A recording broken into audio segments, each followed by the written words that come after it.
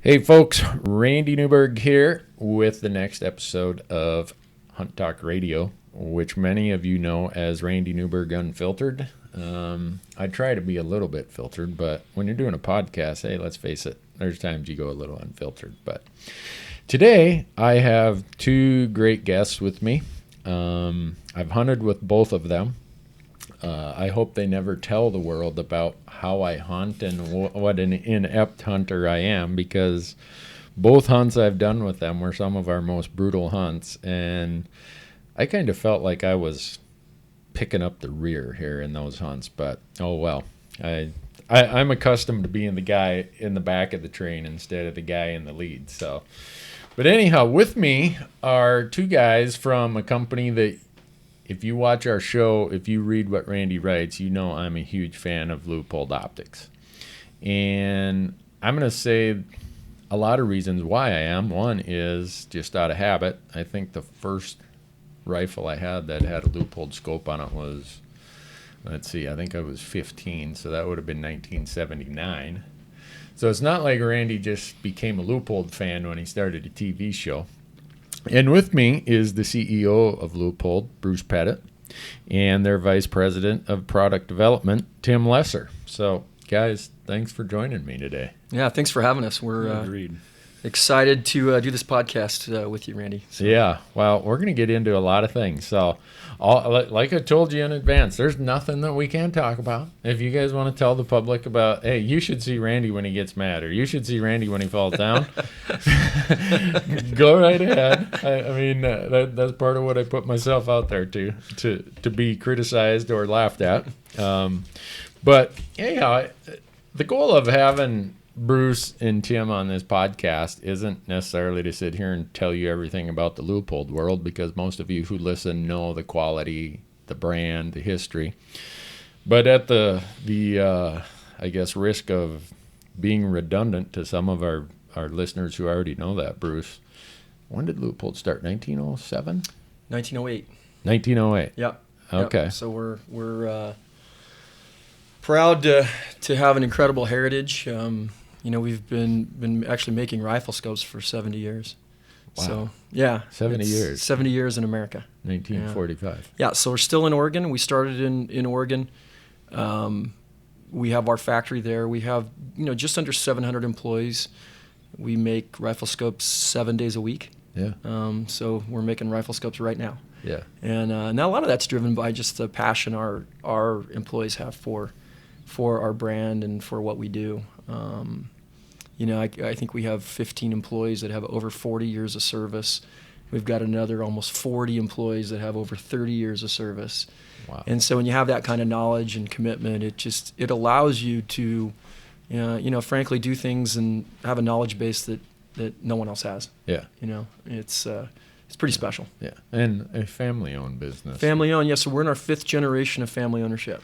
You don't see that very often. No, it's for me as the CEO of the company, one of the most powerful things is having the ability to run a company that focuses on creating value for generations. Yeah. And not just the next quarter. And right. I think a lot of companies struggle, because they got to make this monthly number, this quarterly number, because. And I honestly, our shareholders just aren't about that. They really care about are we building, value for our customers, for our consumers, for the long run. Yeah. And it helps you to make great long-term decisions when you do that. Right. Your horizon is not, like you said, next week or next quarter. It's 5 years, 10 years, 20 years down the road. Yeah. So it's just changes the game a lot, and it makes us a lot more difficult for our competitors to deal with, because we're really focusing on the long run and making investments long run. We, I don't mind saying we own our own property. We're a conservative company. We own all our own equipment. Yeah. We have very, very little debt, so we don't have to, do some of the things that a company that is leveraged has to do. We just can operate in a way that is really unique. We talk about being a uniquely American company as a performance optics maker, and no one else does what we do. Yeah. Well, I got the benefit of last June coming over to the factory in Beaverton and Tim and I spent some time. I felt like I was in the room of the mad scientist there. Tim sees me walk by, and he kind of takes his index finger and points me over. Hey, you got to look at this. And I walk into Tim's office, and there are new gadgets and gizmos of every way, shape, and design. I thought it was like, well, I don't know if any viewers used to watch Buck Rogers. I'm dating myself by saying something like that. So that's way too old for me, Randy. I'll tell you that. Yeah. So anyhow, Tim is like the mad scientist of this, and one of the things that impressed me, both on the factory tour, but when we hunted Tim, is that Leupold is about hunters and shooters, and it's not a bunch of engineers and bean counters who don't get the hunting world. I mean, your background is hunting. Yeah, it's it's one of the things about the culture that we have there that plays into that being a unique company is the vast majority of folks in that building are hunters, and they've been lifelong hunters. And so when you're immersed in it and you have that savviness there, everybody can kind of play off of each other, and it really helps the creative process when everyone from the design team to those that make it manufacturable, assembly, etc. When they all get it all the way through. So when you're building a team to come out with something new or enhance something that's already there, you've got every angle covered by a group of people that are true experts in not only their field, but in being outside and using it. Yeah. And it gives us it's a huge advantage. It's a great place to work. You can just say I'm envisioning something like this, and the team takes it and runs with it. You don't have to lay it out. They know. Yeah. I mean, they understand the application. And the fun part for me, and this is, if there's one benefit of doing outdoor TV, it's when Tim Lesser sends you a package that says Leupold on it and says, don't tell anyone about this, but see if you can break it. And I do get the inside on a few products, and I'm very appreciative that you guys trust me enough to let me give some input and take things and beat on them and thump them and drop them out of the back of my truck and fall down mountains with them. And it's just interesting to see your guys' approach to quality. It comes through in the product, but when I was doing the factory tour, and if I know you guys don't want me to inundate you with people wanting factory tours, but if anyone went through that factory and saw how many processes you have, how many components go into a rifle scope, like 240 or something? It depends on the scope, but it depends on the scope. But a VX6 with the 6-time erector will have over a couple hundred parts. Yeah, and we make them there. And to see the quality control processes that you guys were doing, and then what was down in the bottom there is like a dungeon. You got some crazy engineer down there that's got this big smashing device, and he mounts all those scopes on there, and I can't even remember how many G's it is, but it's a lot. Yeah. So we have a published number, right, and we exceed that. To be frank, we want to make sure that there's a cushion in there. But what we're trying to do as a very minimum baseline test is replicate 10,000 hits from a 6-pound 375. And so 375 H&H that weighs 6 pounds. Yep. That would cause you to lose your dentures in most instances. When you get a rifle with that recoil at that weight, right? That's the thing, is it changes that dynamic of the gun coming back, and there's the torque that happens from the rifling, and not only does it come back, but it comes up. So you've got a real 3-dimensional recoil that you're trying to solve for. And we couldn't find people that were willing to sit and shoot a 375 for 10,000 rounds. Yeah. So we had that equipment specially made for us, and it replicates the exact recoil of about any firearm that's out there. Yeah. So, if we're going to be working on a military contract, as an example, and we know exactly what it's going on, we can show them a lifetime of use over the period of a week, and we can watch that, and we check it all the way through. Not only are we impacting it, but we're still checking for water integrity, and is it holding point of aim all the way through, and having the ability to test everything like that ahead of time is great. But we still need to get it out to you and get it out in the field, because we warrant these things forever. Right. And we don't want them to come back. We'll stand behind it if it happens. But when you're on top of a mountain, like Right. where we were when we're in there after that deer when I hunted with you, if my scope had a problem, FedEx isn't going to bring me a new one right there.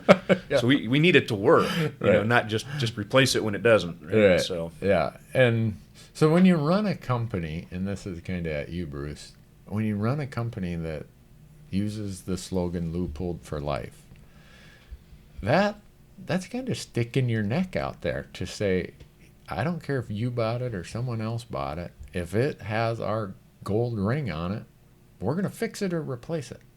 Yeah, that's a non-negotiable thing for us. It's a part of our history. Marcus Leupold, was really clear about what it meant to have a gold ring on a scope, and that's really set a template for the overall quality of our product. And we do everything we can to make sure that when that product leaves our factory, it is absolutely the best quality in the world, period. Right. And we believe American optics are the best optics Right. in the world, and so we want to prove that. But when it comes down to it, it's the lifetime warranty that we have is, if you hand your scope down to your son and 20 years from now something goes wrong, Yeah. we'll still replace that scope, or we'll fix it, Right. whatever it takes. And so we really take that seriously. Leupold for life, and it's worked for us. Right. It's worked really well. Right. But if the quality wasn't there and you offered that kind of a warranty, you wouldn't be in business very long. Well, we set that standard, and we've seen some folks follow us on offering different warranties, and I think they kind of had to based on ours. And we know the return rates. Ours Yeah. is less than 0.5%. Yeah. I don't think there's any of our competitors that are even close to that. Yeah. And you know what? We're not even happy with that 0.5%. That's moving the bar even higher. Yeah. then. So we just, that's just a passion. We have, there's not every single, we talk about our real, what really kind of motivates our team and our company as a whole is about creating epic moments. Yeah. And what we mean by that is that we work to create epic moments. And of the 700 of us, they're not all hunters and shooters. Most of them are. Right. But we have a lot of folks in there that are just really the quality thing, and this guaranteed for life, Leupold for life, that motivates them. Yeah. That motivates them to do a job at a level because they are passionate about that epic moment, whether it's you and I in the field together, or frankly, and more importantly, honestly, we supply a lot of optics to a lot of operators in our military that are in places that we don't even know about. Right. And I'll sometimes get those letters from them thanking us for the fact that, a scope had been, dropped and fell down this or that, and they put it up and engaged, and it was still dead on. Yeah. And that our team gets really motivated about, because that's a whole nother level of an epic moment. Exactly. And that, when I was at the factory for that week, I guess this is because I'm a hunter, I did not realize how much military stuff you guys are working on and how much military involvement you guys have. Tim, you're telling me how some of that, I'll call it top, I'm going to say top secret, it probably isn't top secret, but how your military products and research migrate over to what we in the field and on the bench get to take advantage of. Yeah. Yeah, absolutely. We're working with the groups that are at the top of the pyramid, right? And their needs and their use cases are more extreme than we're going to see. Right. Whether it's temperatures or just the environment, they need to survive blasts. Occasionally those things happen, right? The IEDs happen. And Right. so what we're doing is working with them daily to make sure we know what their needs are. And then how do we apply that to the product to make sure it's going to survive what that is? And it changes. So, over time, when we first started making rifle scopes, the need was a little bit different, and we just continue to improve on that. You never change what you've been doing so far, but you keep adding to it. So they're getting better and better and better every day. And it's just, that's job one right there. It has to work for those folks, and then we'll take what we learn there as we're going forward. And of course that migrates right across to all the way through our line, whether it's a VX1 or a VX6 or a Mark IV or a Mark VI. Yeah. We want to make sure they all work regardless of the situation. Yeah. Well, it was just impressive to me. And you guys have quite a few military people working for you who come to Leupold, and they've been there, done it. Let's put it That's that right. way. Yeah. And well, that's for me anyhow. I mean, when I guess the factory visit last summer confirmed everything that comes from 35 years of owning your products, 8 years of promoting them on a TV show, and seeing what it was. And I told you this, Bruce, when I left. I said, every person who needs that factory tour, because you until you go and see what goes into it and you talk to the people who are making it, it just, I can talk about it all I want, and I could put it on TV or on video. It's not gonna drive it home to the degree of being there, seeing it, watching it, and seeing. I mean, the one person there, they were doing this, I don't know, as a water test or a waterproof testing thing, and they were explaining to me how to what degree that test took that product. I'm like, well, who's ever gonna put their rifle scope to that degree? I mean, what are you gonna do? Drag it along behind a submarine or something? 10,000 feet below. But well, I mean, the thing is that part of what Tim was saying about the kind of our elite military and dealing with them, and we don't publicize that to the extent, for obvious reasons, but they have requirements. They do get in situations where they're underwater, or they're in situations where they're exposed to a ton of, and it just simply has to work there. And if you knew how many, I mean, we really don't let it get out of our factory unless it meets those requirements. Right. And so the way we look at it, though, is it's really difficult for anyone to replicate what we do. They can talk a good game, or they can try to do it, but generally, our process of craftsmanship, it isn't, here's a machine, let's go look at this machine and it spits it out. You saw that, right? Right. You saw how even with the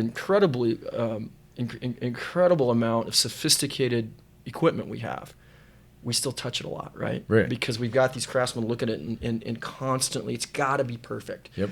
And there's a whole bunch of other things that we have that are proprietary that no one has, that is in how we make it, how it comes together, and the lubricants we use, and things that we figured out over 70 years, right? And we're not going to tell anybody. Gee, imagine that. Huh? And so it's a pretty neat thing. It's that craftsmanship piece. It's not just a piece of equipment that does it. Right. It's people. And that I'll admit, that surprised me. I thought a rifle scope was so simple you could just put it in a machine and the machine would assemble it. No way. You guys have just a bank of very qualified people there. Everyone has their own little job, and after their job, then there's like 3 people checking their work to make sure before it goes on to the next process. Yeah. So for me, it was an eye-opener, because I thought, well, these are just like widgets. You throw them together, and no, not that way. But it's a challenge for us in a lot of ways, because our employee, we have to really train. We have a skills development program in place that we really have to train our folks over time. When they first come in, it's very hard for us, we can't frankly find someone who can come in and automatically do it the Leupold way. Right? And it just doesn't, and so we have to have set programs that when they come, that's why retention's so important for us, and average employee's 12 years with us. And so we've got to make sure that we're training them and that we're getting those. We're starting to work with some of our local schools in Oregon to try and get, if they just did this, it would be, they would be closer in terms of their skill set. But it takes that internal knowledge we have and that being passed down from these craftsmen. Yeah. It's kind of neat. Yeah, it is. Because, once somebody gets one of those jobs that's been trained, they're there. Right. They got a great job, and it's lasting. So. And it's also probably a competitive advantage to have that quality of people there. But So before we get into telling hunting stories, when I'm probably going to have to leave the room out of embarrassment, Right. Tim, when we were out mule deer hunting in Montana 2 years ago, we talked about, and this is an accountant, being a CPA in my other job, I'm going to completely murder this concept about how this works. But you were talking to me about kind of light transmission, how all this works, how you really bring this together in a way that is a lot more complex than just the guy at the counter who hands a scope to somebody in the broad daylight with all the light in the sporting goods store and says, "Oh yeah, this one's just as good." I mean, we're worried about anyone can make something look decent at high noon. Yeah. Let's talk about that last hour and that first hour, that last half hour, that first half hour of light. And that gets to the concept of you're going to hopefully tell the audience what you told me on the mountain that day that I would just mess up if I talked about it. So yeah, it's a tough thing, whether it's in the lab. We've got multiple optics labs where we can test these things, but whether you're in the lab or you're in a store, at a retailer, looking through a scope or a binocular or a spotting scope, it's tough to quantify how is it really going to perform. We talk about that last 5-10 minutes and that first 5 or 10 minutes, and the perception is that you need highlight transmission. That'll do it. Let more light through. It's not bouncing off of the lenses, so it's lens coatings. You'll have a nice bright image. The issue there is the amount of usable light and the contrast and a number of things. And so there's really kind of 3 biggies that we focus on. And so that's level light transmission across the entire visible spectrum. So when it's first thing in the morning or last thing at night, there are more blues and reds in the visible spectrum at that time of the day. Okay. That's also where your eye is least sensitive. And so you're getting a lower, it's low light to begin with. Your eye is less sensitive to those wavelengths. And then to combine that with most lens coatings, kind of filter that out. So if you look at a curve of light transmission on a scope, it'll be real high in the middle in most cases. And that's kind of the green section, that's the middle of the day. And that's great. But everybody has enough light at noon. It's that first little bit, right? And then to compound the issue, now you're looking towards the timberline. The sun has set or is setting behind the trees. So you've got those big critters, they don't step out of there at noon. Right. They're timbered up. And we're sitting watching that, watching over a clearing, looking down in there, and when those deer are moving around on the timberline edge or just back inside of it, in the shadow, we saw it, right? The sun is setting behind it, which is beautiful. You've got the clouds are lit up, and you can, it makes for a real pretty scene. It also makes it really hard to see into that timber because you've got glare coming through. Right, backlighting. Yep. And so we focus on glare, on contrast, and on level light transmission across the board. And what that does, if you think about, on your phone, you can auto-correct a lot of your images right there, right? And it's red eye reduction. If you know how to run a smartphone. Present company excluded. But anyhow, didn't mean to interrupt. No. It's, there's photo editing software out there, and you see the difference. It's this new thing. It's on a computer. Right. I'll show you sometime. Okay. What we're doing is essentially putting an autocorrect right into the scope, and we do that through lens coatings. We do it through optical design. It's not as simple as just slapping a new coating on there. It's lens placement, it's lens material, indexes of refraction. There's a lot of science that goes into that. But it also is related to how you manufacture the internal components. We don't want glare getting through to your eye. And this will probably date me a little bit, but if you think about kind of the analogy I used there was when people used to use slide projectors, right? You'd darken the room and then you could see it up on the wall. Right, yeah. Well, if someone hit the lights. Yeah, and if the lights are on, there's technically more light hitting that screen. Right. But the image is washed out. And so you kill the lights so it doesn't wash out the off-axis light. That's what we're doing with that lens design and with coatings and with the manufacturing process. And so it really lets you reach into that darkness farther and clearly see what it is. You may be able to make out a dark mass, but where do I hold and with a Right. binocular, is it that buck? Is it the Right. right one? I need to see tines that are back in the brush. And so we focus a lot on what we call light management, not light transmission. Huh. And it's the end result makes a big difference. I am really glad that Tim said that, because if the accountant would have tried to decipher or translate that's what Tim told me on the mountain a little over a year ago, and he probably thought I'd fallen asleep because I was trying to absorb it all, and it made a lot of sense, and it still makes a lot of sense. Which I guess what it does for me is it shows just how complex the entire process is of what I need out in the field compared to how simple I thought it was to make something that accounts for all the stuff you just talked about. It's difficult to make, and it's easy to see in the field if you've, I'm fortunate I can bring all kinds of different optics out there and test them. But when I was guiding, it was where I really started to know this. I noticed big differences because I'd be watching a critter or trying to put one to bed for the next morning, whatever it is, and I've got clients with me, and I was able to see things, and they're saying, I don't see it. Where is it? And they're looking, and pretty soon I'm handing them my rifle and my binoculars so that they could see the critter, and it becomes real apparent in some of those bad situations like that where the light just isn't helping you, but you got to pull this together. It's overcast, Right. It's real flat gray light. Finding that contrast, that white throat patch on a deer, or an antler tip that's bedded back in some sagebrush, I was able to see it better just because of the way that the Leupold Optics. I've been a Leupold guy even before I worked there, but they allowed me to kind of cut through that stuff, and so now we're really ramping that up and pushing harder and mostly trying to educate people on what was already going on there. Yeah. So, well, and before we get into hunting stories, I'm going to do one last thing. And everyone who knows Randy knows I sit on the board of directors of the Rocky Mountain Elk Foundation. They know my show, my podcast, my website, Hunt Talk, has a heavy conservation mix to it. Every one of my partners in my platforms are seriously involved in conservation. And I know I'm going to probably embarrass you guys by forcing you to do this, because you guys understate your commitment to conservation more than any of the partners I work with. And if you could see their faces right now, it's like, Randy, yeah, we do that because that's just where our heart is. Am I saying that right, Bruce? Yeah, I mean, I think that it's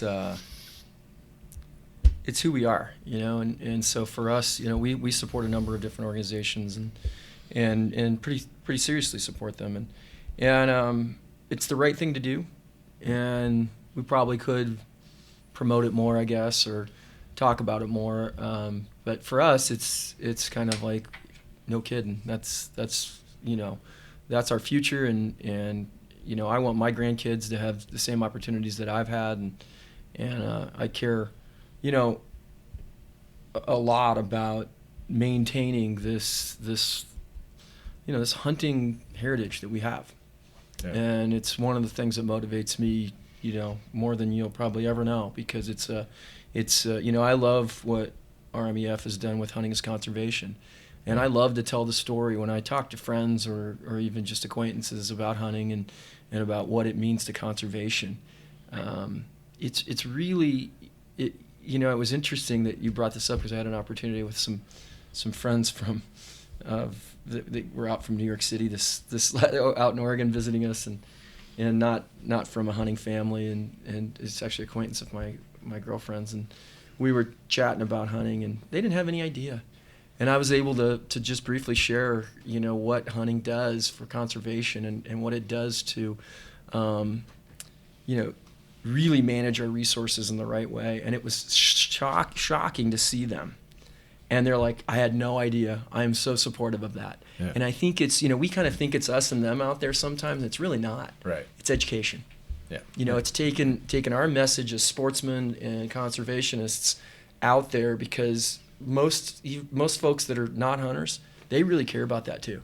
Yeah. And I just think we gotta, we're gonna continue to support that. Yeah. And we've got some really cool things going on with Boone and Crockett Club too that we're doing, in terms of kind of funding to help anti-poaching. Yeah. Because I think that's a real risk. Yeah. Well, if we don't, we got to control it. Yeah, and you guys keep supporting it, and whether you want me to or not, I'm gonna keep telling the world how much you guys support it, because I think it's important for people to understand that there are some companies that get it and reinvest in what we all love, hunting and conservation. And then there are some companies that just, hey, the profit hit the bottom line and it's got to go back home overseas to the shareholders or to the conglomerate parent or whatever. And I'm not going to name any names, but let's face it, we all know that a lot of the family-owned and a lot of the American-based companies are pretty darn good supporters of conservation, and you guys are at the top of that list. And thank you. We appreciate that. So now, before we get into the last thing, before I'm going to talk about Tim's deer hunt, but before I do that, I'm going to tell our audience about a product or a service, whatever you want to call it, that I think you all should go and investigate. It's called The Insider by GoHunt.com. So many of you ask, Randy, how do you draw so many tags? Something's up. Something's rigged. You're putting money in the envelope.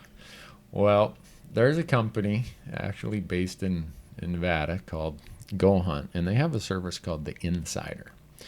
And if you go and check that out, you're going to see how Randy can get so much research done in such little time and be so effective in finding the places that he wants to hunt.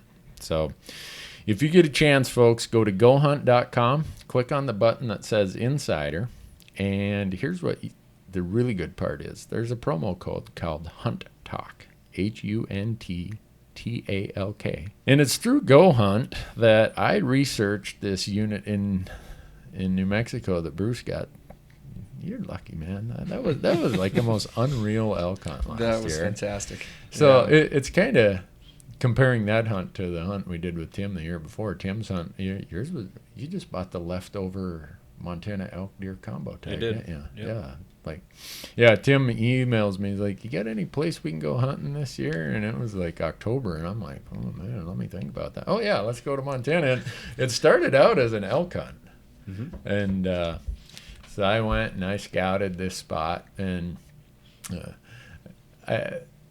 some of you listening may have known where we were at, but the first time I drove in there, we drove in there with it wasn't my truck I drove in there scouting with, because people start recognizing that Nissan Titan and they're like, hey, Newberg is here. This is where he filmed that episode. So I was trying to go undercover on that hunt, but then when Tim shows up, it's like 20 below zero. I'm like, you know what? There aren't going to be any people dumb enough to be up in the mountain right now, so let's just go. And so when you hunt with somebody, you really get to find out a lot about them.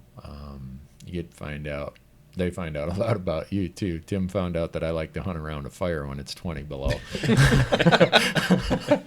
But we went to this spot where in the past we've shot quite a few elk, but I don't know where they were, but man, we ran into the mule deer. We did. Holy cow. Yeah. That was, and doing TV here. So we're looking at mule deer after mule deer after mule deer, and Tim has hunted a lot and guided in Wyoming, so he shot some really nice mule deer, and I'm thinking, well, I don't care about these mule deer. I'm looking for elk. And then we had a camera guy with us, Tyler Jonerson, and he's got eyes like nobody I've ever hunted with. I mean, even today, he still films for me, and he doesn't even need binoculars. I'm there with my binos, and Tyler's like, oh yeah, there's a 4x4 over there 4 miles away. I'm like, yeah, right. I can't even see it. But when Tyler says something like, you want to kill that buck? I say, okay, I'm going to pay attention. And so he said that to Tim, and gosh, I don't know how far across that canyon was, maybe 800 yards? Yeah, I think when we ranged it, it was 1,200 yards. Yeah. Yep. But down the canyon, we had to drop, I can't remember how many vertical feet. So it was 800 down. 800 down. And we're talking like in less than a quarter mile, we were dropping. Yep. And we needed, 2 feet of snow on an all burned out hillside. And here's the other part about when you hunt with somebody and you see is it your left knee or your right knee? It was my left, yeah. So I'm walking behind Tim and I see this knee kind of going directions it's not supposed to. I'm like, hey, Tim, what's the deal with your knee? Oh, I didn't want to tell you that before we left the truck. I got a trick knee here. And I'm thinking, how am I going to tell his wife that I left him down in this canyon if that trick knee doesn't work? But and as if we didn't put him through enough with the cold temperatures and the terrible hike. What did you think, Tim, when we got up there? And just as you're ready to pull the trigger, Tyler says, wait, battery died. It was, it's one of those things. We crawl up, look over. Oh, I'm not going to shoot it yet. Let's back off, and it was actually made it a lot of fun. It gave me a chance to settle down a little bit, too. I was getting amped up. I was ready there, get to the top of the hill, going to look down and find him. And it went to plan. And then, hey, guys, camera's frozen. Yeah. Oh, all right. Well, what do? We back out. Yeah. It's got to be real, right? So we backed out. And Tim looked at me like, do you guys just do this to guest hunters just for the hell of it, or what's the deal here? But really, folks, what happens is when it gets super cold, you can't put your eye up against the eyepiece of your camera because it'll just fog up because of the heat and the moisture. So we end up then a lot of times having to use the viewfinders, the actual LCD screens. And I remember Tyler saying, I don't know if the footage is turning out because the LCD screens froze. We had no idea. It was blues and purples and reds and all kinds of stuff. And then the other thing that happens with camera batteries is we have meters on them that will say 200 minutes left. But when it's super cold, it'll go from 200 minutes to 0 just that quick. Yep. And so we get Tim all set up. And Tyler's like, whoa, wait, dead battery. And, but you ended up making a great shot, Tim, and it made a great episode. I thought. It was a lot of fun. It was everything that a Western hunt should be, right? You got some cold, there was a little adversity in the terrain. It was fantastic. Yeah. And one of those lucky instances where when you walk up to it, there's no ground shrinkage. Yeah. And for Montana, in Montana, we hunt mule deer in the rut with a rifle. So age class, you really got to get in some of these ugly places that other hunters don't want to go in order to find that age class. And so if anyone has seen that episode, that was a superb mule deer. That was a great mule deer. It was a lot of fun. It still is the biggest mule deer we've ever shot on the show. And it probably will, well, as long as Randy's pulling the trigger, it'll probably stay there as the biggest mule deer that we've ever shot on the show. But so we had that hunt with you, which was a just public land, general, over-the-counter, anyone could go do it kind of hunt.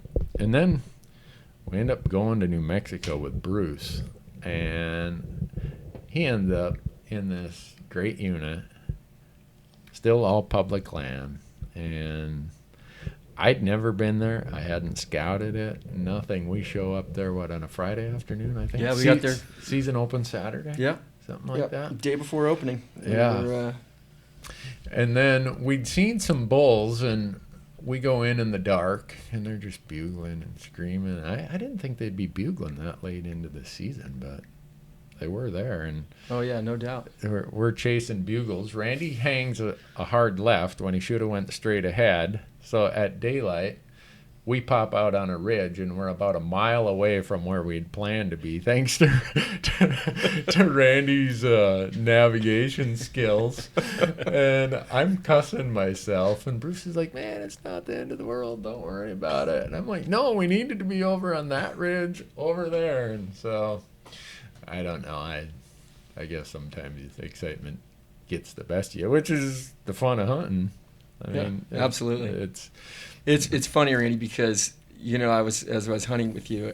First of all, I enjoyed it. Just to, as you know, I've done a few different of these shows, television shows and hunting shows, and what I'll say about hunting with you is it's, and this is I mean this is an ultimate compliment. When you're hunting with Randy, it's like you're hunting and you're not on a show. And that's something special. It really is, because, first of all, Tyler's amazing. Yeah. And he's right there and he's fit. And so you don't have to worry about dragging someone. Yeah. When you're there, he's there. But it's just a great experience to be out there. And I was thinking about it a couple times when you had the reactions that you had, like us not being in the right spot. And I was thinking, man, that's exactly what I would have done. I was like, oh, so I knew how to react. Well, you told me that. You said, oh, man, if I was leading, we'd be even further off. I'm like, he's just saying that to be nice to me. But actually, it turned out pretty good because by the time we finally got out to that ridge, the light was up good. And what did we spot, like 30 different bulls from Yeah, that? I mean, people think we're exaggerating, but we're not. Yeah, no, it was Jurassic Park of elk, yeah. And they were just bull after bull after bull, and big bulls. Right, and not a single hunter. No, but they were smarter than we know why. Yeah. Now, so now the rest of the story. We're sitting on this ridge that Randy finally got us to, glassing through the gold ring there, the spotter, and I tell Bruce, I'm like, man, that looks like a good bull. He looks in the spotting scope. He says, I'm killing that bull. And I'm looking at the topo lines on my GPS. I'm like, do you realize that it's 1,100 feet off this ridge? And it's, what was it, 800 feet back up the other, 600 something feet up the other side? Yeah. And it's a burn. It's all, the wind's now all blown it down. And we only have to go, according to my GPS, from where we're sitting to where the bull is, 3/4 of a mile, horizontal distance. So we leave our little perch at 10 in the morning, and you finally get in shooting position at 5 in the afternoon. Yeah. Yeah. So it takes us 7 hours to go 3/4 of a mile. Yeah, there was no easy way to go. But I know you particularly enjoyed the whatever crazy sticker bush that was that we had to just plow through. What is that? I don't know, but clearly it was the sharpest stickers ever. They went through everything. It doesn't matter. Yeah. I mean, I look down at my arms. It's unbelievable. And it's like someone has beaten me with rose bushes or something. I mean, I am bleeding so bad. Yeah. And for my liver medication, I'm on kind of this blood thinner anyhow. I'm like, well, maybe I'll just bleed to death down here, and then I won't have to walk out of here.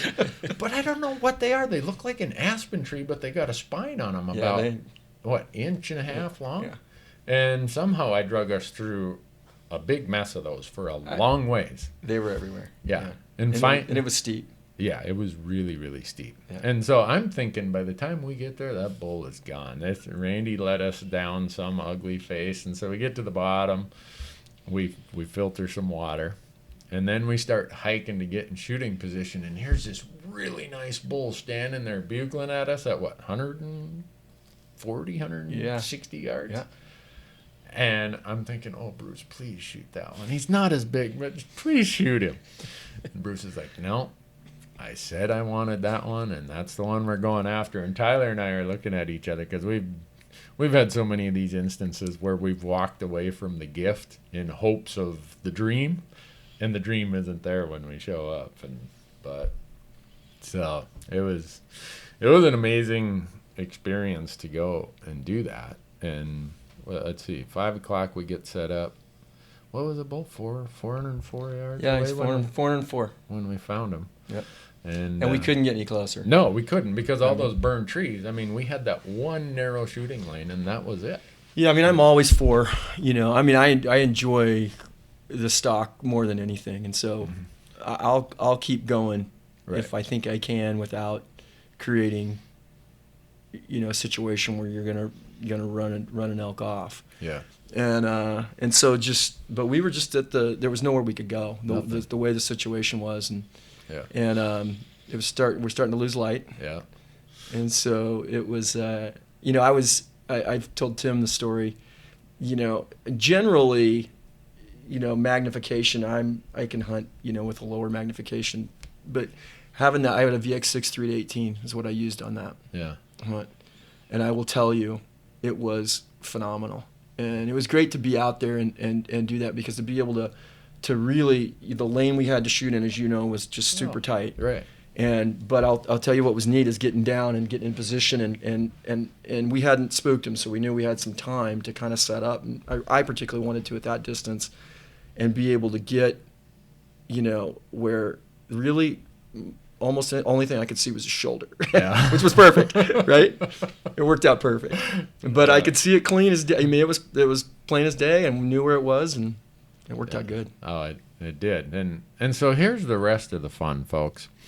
We Bruce shoots the bull. We go down there, we break it down, we quarter it up, and we're trying to figure out how we're going to get this thing out of here, because it's dark now, and we got to get it out of this finger canyon down to the main canyon.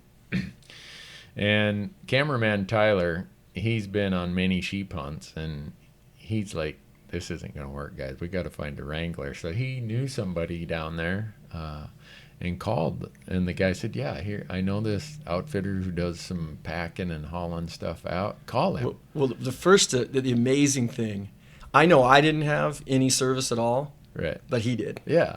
So the luck of the fact that we happened to be facing some way that there was some crazy cell tower located around there. You know what I mean? I mean, that's just pure luck. Yeah. Because we got lucky there. Yeah. And so the wrangler says, all right, if you guys can haul the antlers out and get all of the meat down to the bottom of the canyon, I'll come in tomorrow with my horses. And he's like, where are you guys at? And we're giving him the coordinates, and he's like, there hasn't been anyone in there for 6 years. He said no one goes in there. Yeah. How did you guys get in there? And we're explaining to him how we got in there. He's like, oh my God, this is not good. And he says, I tell you what, we'll pick you guys up. You can't get out of that canyon in the dark. You got to come out the other end from where our truck was parked. So we hiked, and 2:30 in the morning, we come out to another Forest Service road. And I remember, like, every hour, Bruce is he's asking me, because I'm running the GPS. He's like, how much further? And every time I'm like, my GPS only says like 2 miles. He's like, hey, Newberg, you told me that 4 hours ago. And so it's 2:30 in the morning. We'd left camp at 4:30 in the morning. 2:30 in the next morning, we emerge from this canyon, and the GPS says we're 10 miles from the truck. Yeah. Thank God Joseph was there. Yeah, that was a smart move going. It was tough getting out that way, but yeah, because there was no real trail. I mean, we lost the trail a number of times because there just wasn't anything there, and even what so it was kind of like doing squats for 4 or 5 hours. Just every particular stump you're going over, and then retracing your steps because you can't get through that way, and so it was we earned it. That was fun. And I think with all those hunts, especially for me, the hunts I remember are the ones that are kind of like the ones I had with you guys. Whether it's weather, terrain, just something that you have to overcome, that if you knew how tough it was going to be to start with, you probably would have said, nah, I'll shoot a spike over here by the trail. But I don't know. I think it's going to make a great episode. And before we turned on the podcast, Bruce said, man, it's amazing we didn't break more equipment and more bodies on that hunt. And I'm thinking the same thing, because I messed up my knee that night. And Bruce, we're walking down the canyon. The river / creek is still going down the canyon, and so we're having, in the dark, walk down this canyon on slippery, slimy rocks. Yeah. And I'm picking up the trail, and Tyler's in the lead because he's got night vision like nobody I know. And all of a sudden, I hear some noise, and I see Bruce's headlamp pointing straight up in the sky. And I look, and here he is, kind of floundering to get off his back, because he's got these antlers on, this big set of elk antlers on his back, and he's laying in the middle of the creek or river, whatever you want to call it, waddling, rolling back and forth, trying to get out of there. And I'm like, oh gosh, we need to get this on film. But by that time, I think we're just too tired. Hell with it. Tyler was beelining at that point. He's like, we gotta get out of here, boys. It's time. No, it's. So the question to that becomes, when are we going back? I'm ready. I am ready. And the reason that I'm ready is you and I both know this. We shot a really great bull. Yeah. I mean, I you know, in fact, that bull, I don't know if you've seen it, but we put it, there's a picture of me with a letter to our customers, and it's in the catalog. Oh, really? So our bull's No, in there. I haven't yeah, seen it's it. pretty neat. But Huh. and really because it's a, you know, it's a, I mean, that's a nice public land bull. Wow. Yeah. That's. Whoa. Look at that. Huh. Tim just showed me the catalog. Yeah. Epic moments. Huh. I noticed. Man, that's a bigger smile than it is an elk rack. Hey, I had to find one where I was smiling and not cringing, right? But you and I both know, in that particular unit, there's even bigger bulls. Right. Oh, yeah, Right. for sure. There's bulls in there that you just got to be willing to. And now we know a little bit more. Yeah, and I think if most people went into places like that, as much as I don't know, you might have to bribe me to go back in there. It's not necessarily always the unit that has the big bull, as much as it can just be the terrain. Yeah, it's that area. When you're hunting public land like we do, you guys know, it's a lot of times it's either distance or topography that let animals get old. And Right. in the case for us there, it was topography, not distance. And I don't know, it's just it's hunts like that for me are defining about why I hunt and what I get out of it. Yeah, you get the food, you get, you know, all that. Yeah. But the story and I don't know how many times I've told the story, but 3 years from now, that's going to be a story that I can't imagine what kind of exaggerations I'm going to come up with between now and then. You know, Oh, yeah. we probably hobbled out of there with broken legs, and you know, who knows what, it was 40 below, and grizzly bears chased us, even though there aren't any grizzly bears in New Mexico. I know, but hey, you know, that's hunting. That's what makes it a good story. But Well, I'll tell you, I just got, you know, I guess about maybe 45 days ago, got the elk meat up from New Mexico. From Oh, an yeah. elk, and yeah. I've never had an elk taste better, trust me.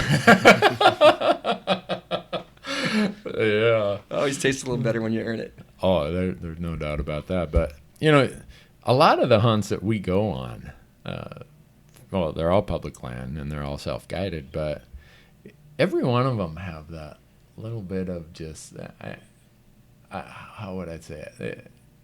The memorable event. And what did you guys call it? Epic moments is what's in your catalog. Yeah. I think anyone who hunts, it might not be the size of the animal. Right. It might not be the shot. It might be whatever. But I think that's part of why we hunt, is there's an Absolutely. epic moment to every adventure. Yeah, I have two sons, you know, and both are adults now, and we talk. You know, it's funny whenever we're talking about, you know, things that we've done or epic moments. It always comes back to hunting for us, you know, and talking about this trip or that trip, or do you remember when we were here? And most of the time, it isn't about killing anything that's big, or you know, this size or that size. It's about that experience that created that epic moment together, and that's what's cool, man. That's what we all, you know, with friends, family, we that's why we do this. Yeah. And you know, Tim and his wife have 3 hunting age kids at the house, and when my son went off to college, I thought my wife was the person who was going to be walking around heartbroken. Finally, this was in 2008, so that's the year we started the TV show, and I think my wife was glad I started the TV show, because during hunting season, I was walking around, and one day she said, you know what, I think I'm going to have to rent you a teenager for hunting season. That's great. That's perfect. But now I see Tim, you and Riza you guys are in the thick of it, and that's a special time for anyone in hunting, when you get to be out there with young hunters or new hunters. Yeah, that's some of my favorite times. You know, you're talking about when Bruce had the slip in the fall with the elk antlers, you know, on his back. I took 2 of the 3 hunting blacktail this last fall, and it was typical Western Oregon downpour weather, you know, and finding those things is tough. But it turned into a family event. We're all out there in that downpour, glassing at first light, and we have to glass for a couple hours, and we're working up a closed logging road. And it was great. We find a buck bedded in there. All the kids get to look through the spotting scope, see it laying there. We actually left my son. We were going to have to go up the road farther, about a mile, to come back in to be able to get into a shooting position in that canyon that it was in. And so we left my son, who's 10, on the spotting scope and with a radio. Yeah. And then my daughter and I, because she was old enough to have her own tag, went up and started cutting down into this canyon. And it's it was clear cut 5-6 years ago, so the brush is getting pretty thick. And we got down in there, and she made a fantastic shot, and we got the buck and walked back down, get my son, get the pack frame, because it's not going to be easy getting them out of there. It's a lot of vertical in Western Oregon. Yeah. But to me, we hadn't even gotten to the deer yet. Went back and got pack frame so I could bring this thing out, and my son wanted to carry it. So here's this 10-year-old covered in orange with a pack frame that's about the same size as he is, headed down in there, and that stuff trips you, and he tripped and went down. And if you see it on A Christmas Story where the kid falls down and he's flopping around and can't get up, my son goes down, and I can just see the hands sticking out from each side of the pack frame, and he can't. He's rolling around, and I had to stop and get a picture. Everybody's laughing, and it was our epic moment was made in getting into that deer together. Getting it out was equally difficult, but it was that time together, right? Yeah. And they're just so proud to tell those stories. They tell them when we have Christmas parties and other things. It's they get out the book and they show the picture, and it's, well, here's the deer, but here, let me tell you the story, and they put the picture away. Yeah, and that's, to me, that's what it's all about. And it is, and I think in the hunting world we have a tendency at times to get caught up in whether it's archery hunting or rifle hunting. Is it public land or private land? Is it guided or self-guided? And when it really comes down to it, I don't know that any of that makes any difference. I think you're right. All I care about is someone is out there hunting, sharing the experience with friends, with new hunters, their kids, whoever, and they're interested in carrying on what we call a tradition, and it's hunting. And when you stand back and look at it, those crazy little infighting things we get, it seems like hunters at times get involved with. It's like, hold on, people. Let's look at this from a bigger picture. Right? And I don't know. Totally agree. When I hear that, it disappoints me. But yet I understand the passion that all of us have. Yeah. But I think there's just times where who really cares? Everybody gets to define their hunt how they want it. It's your tag. You do it however you want and call it good. Yep.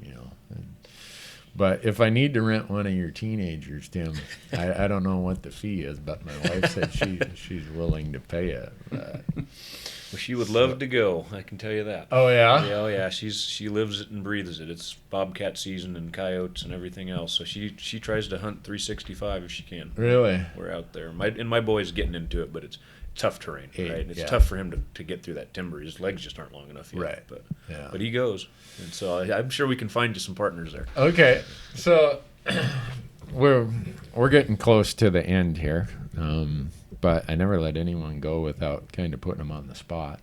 And so I'll start with you, Bruce. If they said, Bruce, you have one tag that you get to hunt, and that's the only thing you get to hunt, you get to hunt it every year for the rest of your life, where's Bruce going to be hunting, and what's it going to be?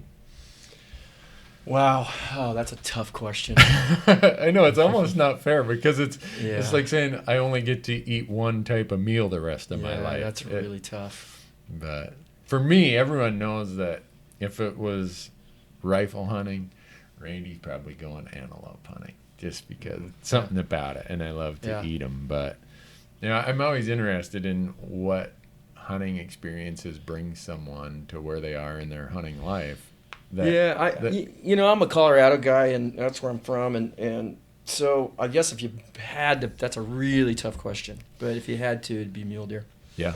Western, being out there, and I think it's such a great hunt, and done a lot of it in eastern Colorado, and I just enjoy it. Yeah. I just enjoy being out there and So for me, mule deer's probably it. Okay, so next season when it airs on TV and you see Randy miss a humongous mule deer buck on the west slope, you're gonna call me and say, Where was that? "Oh gosh, Really? I'm almost embarrassed right now to think about it." We were elk hunting actually. I had the deer tag, but we said, "Oh, the first 2 days we're gonna elk hunt, and then the last 5 days we'll deer hunt." So I'm glassing, looking through the spotting scope, and I'm like, "Holy crap, that's a big deer!" So I asked the camera guy, I'm like, "Look through the spotter here. Tell me if that deer is as big as I think it is." He's like, "We got to kill that deer." And so we run off the mountain up the other side, and by the time we get there, obviously it's dark and we don't see him. So we set up on that deer for the next 3 days. And in the process, some really nice bucks. Bucks bigger than any buck I would have ever killed come by. But it becomes this me against him. It's I don't know if by saying me against him is the right term, but it's just that's what I wanted out of the hunt. Yeah. Because I knew it was going to be hard. I knew where he lived, it was going to be a challenge. And finally, the 4th day, we pretty much give up on it, and we're like, well, let's go walk across this big burn. And sure enough, he's feeding out there. And we got like 15 minutes of daylight left, and we got to run down this burn, get set up. The grass is too high, so I can't get in the prone position. So I just got to sit on my butt and set my Mystery Ranch pack there and put the fore end of the rifle on top of that. And it's 375 yards. And I practice this all the time. So I don't have any excuses. I mean, when you shoot as much as I do and you have the equipment I do, you should make this shot, Randy. And I don't care if it's just this little window in the burn or whatever. And so the first shot, the buck flinches and jumps up in the air. I don't even put another round in. I'm like, he's dead. And Tyler's like, no, he's walking. I'm like, wow, he's going to fall over. He's like, no, he's standing behind another tree. I'm like, I know that. So I'm like, well, fine, I'll shoot again. And so I try to thread it. And in these burns, when that pinyon juniper stuff burns, there are a lot more limbs than you think there are. Mm-hmm. So the second shot, I clip a little limb, and he jumps, and I'm thinking I hit him again. And we watched that buck walk away like he wasn't even bothered. So anyhow, wow, we went and put the footage up. We went to the TV that night, went to a hotel room, put it on the TV, and the first shot I just took a little bit of hair off his back. When we blew it up, we could see that. And oh gosh, you had to say mule. When you were talking about Colorado and mule deer, that went through my mind. And so now I turned to the camera the next morning when we couldn't find any blood, nothing. I said, I feel like the field goal kicker, that the pressure's on him to win the game. Yeah, it's a 50-yard field goal with a crosswind, and it's a hard kick, but you're supposed to make the kick. That's what you're supposed to do. And I was wide right by about 6 inches. And being a Vikings fan, if you watch the Vikings lose to the Seahawks a couple weeks ago, couldn't be a more fitting analogy right now. Yeah, well, the good news is we've all done that, right? So I've yet to meet any of, at least any of my friends and the folks that I hunt with that we haven't had that same kind of situation. So it's good to know you're human. Yeah, but do they put it on national TV when they do? No, they're not dumb enough to do that. So now with that story burning a little time, Tim, I guess I'm going to put you on the spot. You only got one tag, you get to hunt it every year, but nothing else, just that. It is. It's a tough question, but I knew my answer immediately. It's elk. Oh, really? Yep. Okay. There's just something about where they live and, the bugling, and it's the whole experience of being, again, it's Western. I kind of like that open country. So hands down, elk. I'll chase them every year as long as I'm able. Yeah. Yep. Well, I say that. I've told my wife that I'm going to do this backpack elk hunting until I'm 65. That means I got 14 years left. And if you drag me through another canyon like that, Bruce, I don't know that I'm going to do it until I'm age 55. But And when you say elk, Tim, if with a bow, it would be no question elk, just because of the interaction and just the every sensory feeling you have is so amplified when a bull elk is screaming at you.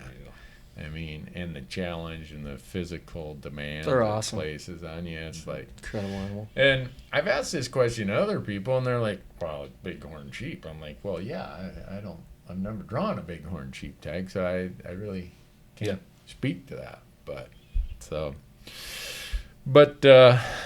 I'm gonna do another little piece here, and then I'm gonna ask both Bruce and Tim their closing comments, and mine usually focus around marital advice, but I'm gonna get away from marital advice on this one. But before we do that, I want to talk about another great company that a lot of you in it. I know earlier I said through the Go Hunt and Insider, it helps me draw a lot of tags because I need anywhere from 10 to 15 tags a year between me and friends to do a TV show that requires 10 to 12 episodes. And there's another company called Onyx Maps. They make these digital maps, both for your GPS or for your cell phone, that are just unbelievable. They're great. They are. Yeah, fantastic. We both use them. Yeah, Tim, you guided in Wyoming, right? And so you know how that whole land ownership pattern is solving that is the big riddle. Yep. And for me, I love a state like Wyoming because in their regulations, it has the little red asterisk that says, "Do not apply here because access is difficult." And those are the places I used to. I never applied there because I'm like, well, how am I going to solve that riddle? Well, then along comes Onyx Maps, and I'm like, this is a game changer. So now those are the places I apply. So I draw a lot more tags than I used to because most people just stay away from that. And when I draw, usually because of the public-private interface, the hunting pressure's less and the age class is better. Yep. And I know this is a shameless plug, but the Onyx Maps guys, when I first bought the product, some guys at Sportsman's Warehouses, I saw it. I'm like, I've been reading about this. Does it really work? He's like, yeah, I think so. I'm like, oh, he thinks so. Great. So I'm like, all right, for whatever it was, $90 or $89. I'm like, you know what? I spill that much coffee in a season. I'm gonna see if it works. And I plugged it into my GPS, and I am like, I hope no one else buys this. Yeah, it's good. It's good. But anyhow, the Onyx Map guys, go to onyxmaps.com. They go by Team Hunt out on Instagram. Amazing product. It is a game changer for me. I'll never be hunting without it. And they're also great supporters of conservation and all that we do. So, but with that, you guys, Tim, you got any final thoughts you want to leave the audience with? I really don't. I appreciate the time, for us to come spend it with you. I appreciate being out in the field with you. And no, it's for those that are listening, hunting with Randy is amazing. I was fortunate enough to be there with Tyler as well, but it's the real deal. It's what you see, and what you're seeing on TV is exactly how it happened. Bruce talked about it a little bit, but it's just you get to just go hunt, right. And you do it the hard way, which is the fun way, and off you go. And so I mostly just want to thank you. Oh, well, thank you, Tim. And that both of you have said that. It kind of strikes me when you say that, because I don't see how other shows do it. I don't really know because I'm not there. But for us, it's a heavy demand on our camera guys because, one, they got to keep up physically. And the elk or the deer doesn't get to read a script. It's you don't know what's going to happen. You don't know how it's going to happen. And you got to be ready. Yeah. And if something goes snare wire, we show it. Being the editor for our show isn't that difficult because if it happens out there, yeah, you might have to do a few bleeps and hit the bleeper button when we really get upset. And our editor does a great job, but we're not there trying to make it anything it's not. Because our whole goal is to show the audience this is how hunting happens on the public lands of America. And I think that's why we can get by with on a lot of episodes a miss, like I talked about in Colorado, or maybe we don't get one most often. Yeah, we do punch a tag, but for us, we're just trying to show how hunting happens for the average American. And I'm probably not the guy to do that because I'm way below average, but hey, we'll try to meet average. That's Randy's goal in life. But anyhow, Bruce, you got any final comments? Yeah, I think I just want to, first of all, thank you for your partnership with Leupold. And I sincerely mean that. It's we're, as you know, Randy, we're pretty selective with the folks that we associate with and partner with, and your commitment to conservation and your willingness to take a stand when others won't is appreciated.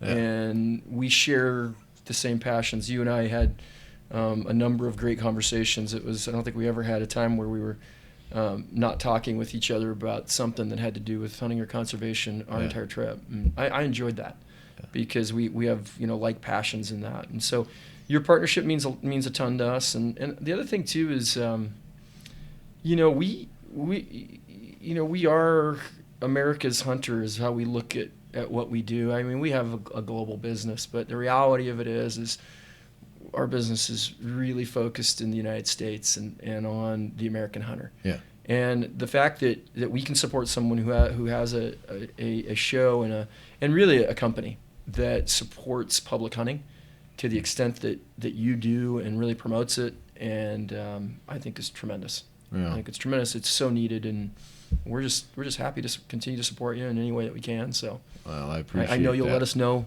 what we can do, but we certainly appreciate all you do. Well, thank you, and I'll close this up, folks, with kind of going off what Bruce said there. A lot of you email me or out on our Hunt Talk forum. If you go to hunttalk.com, you'll hear Randy, or even on this podcast, you'll read or hear Randy say some things that are pretty strong statements that many of you say, Randy, why don't the rest of the outdoor TV people stand up and talk about this? Why aren't we hearing from them?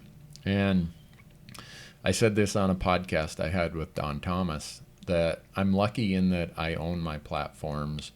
I don't report to a whole bunch of other people. My wife could fire me. And when she's tired of the platforms, I guess I'm fired then. But in order to provide a strong message on public lands, to speak out and not feel like someone's going to pull the rug out from you when you say what needs to be said, or what what you think needs to be said, you need partners who are committed to you. And if I had a partner in our show that tried to put a thumb on me or put a muzzle on me, I'd say, you know what? Thanks, but you can go find somebody else, because Randy Newberg is doing this for a lot of reasons, and I'm trying to hopefully provide a platform for the average hunter, for the public lands of America, and how important they are. And you guys have never wavered once. I mean, I know I've said some things and taken some positions where you guys have probably gotten some emails to say, why are you with this screwball Newberg guy? He's out there in the weeds. But so for those of you listening, one, I appreciate you listening, but I just want to emphasize how it wouldn't be possible for me to have a podcast called Randy Newberg Unfiltered, and for me to go off unfiltered at times without the support of companies like Leupold. And I thank you guys for that support, and I know our listeners are thankful that you guys want people out there saying and advocating for their cause. Yeah, well, we appreciate it. So anyhow, folks, thanks for listening. Anything you want to know about us and our platforms, go to randynewberg.com, whether it's our TV show, Fresh Tracks with Randy Newberg, the podcast, Randy Newberg Unfiltered, and the Hunt Talk Forum. The new one that you're going to be seeing and figuring out is there. Our new YouTube channel, we just launched the series called Elk Talk. If you go to YouTube the Randy Newberg Hunter YouTube channel. Every week we're releasing a new anywhere from 5 to 8 minute YouTube video. Our goal is to teach you everything you need, whether you're a new elk hunter, wannabe elk hunter, and someone who just got into it or someone who's been doing it a long time. The process is we talk about drawing systems, we talk about all the western states, and then we're going to talk about leftover tags, general tags, over-the-counter tags, and when it's done, hopefully you have a tag to go elk hunting. And then from that, we're going to talk about our system for pre-scouting, how we go about determining where we're going to hunt, what we need to hunt, and that hopefully by sometime in early September, when the series kind of comes to its end, we've given you all the information that you need to increase the likelihood of success. And our goal, as we've said, is one, we want you to get a tag from the Elk Talk information we give you, and hopefully you're going to fill a tag. So thanks for listening, folks. Bruce, Tim, thanks so much. Leupold, appreciate all you do.